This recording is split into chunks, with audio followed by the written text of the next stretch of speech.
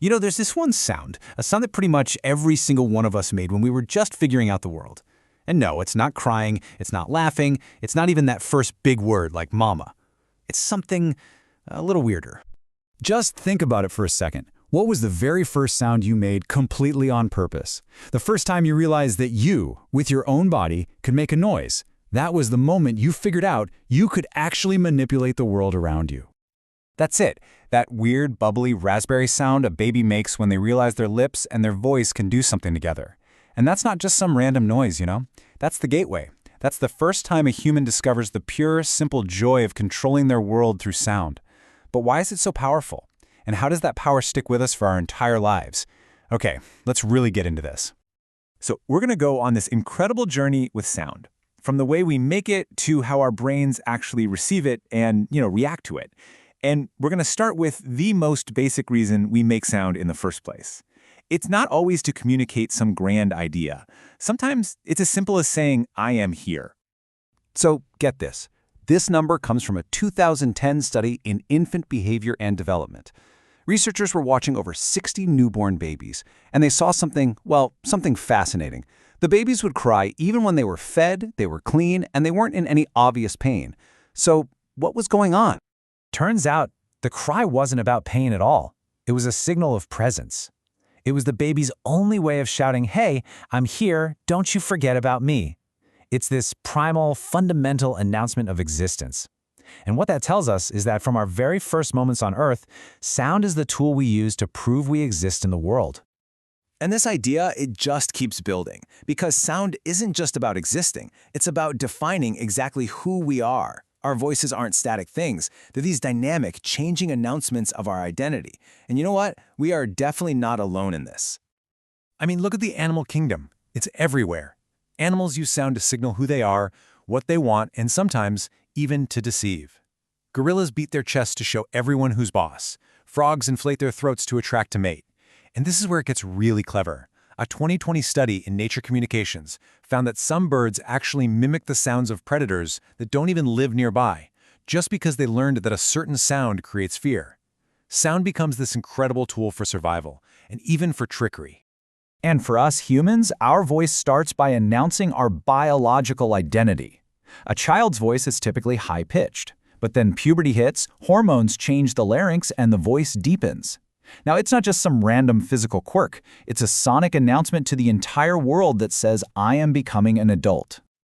But then it gets even more intentional, right? We also use our voice to shape our social identity. A researcher named Alan Bell found that we're constantly code-switching our voices. I mean, think about it. Do you really use the same tone and volume with your friends that you do with your partner or with your boss? Of course not. We soften it, we make it rougher, we change our pitch. We're doing all of this to send very specific social signals. Our voice becomes a deliberate performance. All right, so that's all about sending signals out into the world. But what happens when we're on the receiving end? Let's totally flip the script and look at the listener. Because here's the thing, the brain doesn't just hear sound, it feels it, right down to a chemical level. It's a pretty amazing process. First, sound waves go into our ears. Then they get turned into electrical signals and zapped up to the brain. And this is where the magic happens. The brain responds by releasing chemicals. Dopamine, the pleasure chemical, floods your brain when you hear a piece of music you love. On the other hand, cortisol, the stress hormone, spikes when you hear a sudden alarming noise. So in the end, sound literally becomes pure chemistry inside your head. And because of that chemistry, sound has this powerful duality. A 2011 study in Nature Neuroscience showed that our brain's reward pathways light up for music in the exact same way they do for things like food or sex. It's a really profound reward. But that same power can be twisted into a weapon. In places like Guantanamo Bay, loud, repetitive music was actually used as a form of psychological torture. Some people who experienced it even reported they would have preferred physical beatings to that endless loop of the same song. Now, what's incredible is that we aren't just passive victims to all the noise out there. Our brain has a kind of superpower. It's called the cocktail party effect. You know the feeling. You're in a loud room, dozens of conversations are happening all around you, but somehow you can tune everything out and just focus on the one person you're talking to. Your brain is hearing everything, but it intelligently filters out what doesn't matter, which proves we're actually the active directors of our own personal soundscape. But for all that directing we do, our abilities are, well, they're pretty limited. There is a whole world of sound out there that we can't even perceive. Elephants talk to each other using these low-frequency rumbles that are way below our hearing range. And dogs, of course, can hear high-pitched whistles that are completely silent to us. And this has some serious real-world consequences. A National Geographic report after the 2004 tsunami noted that animals seemed to sense the danger and fled to higher ground way before humans did, probably because they could hear the low-frequency seismic waves of the earthquake that we completely missed.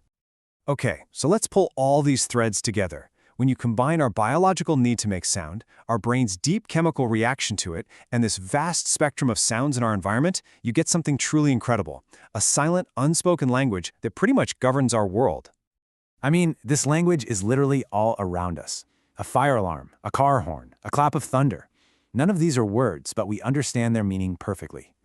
A UCLA study found that the most effective alarms aren't just about being loud, their power comes from very specific frequencies and repetition. It's literally sound designed for survival. And on the flip side, the gentle sound of flowing water can activate our parasympathetic nervous system. That's the part of our brain that tells us to rest and relax, and it can calm our entire body.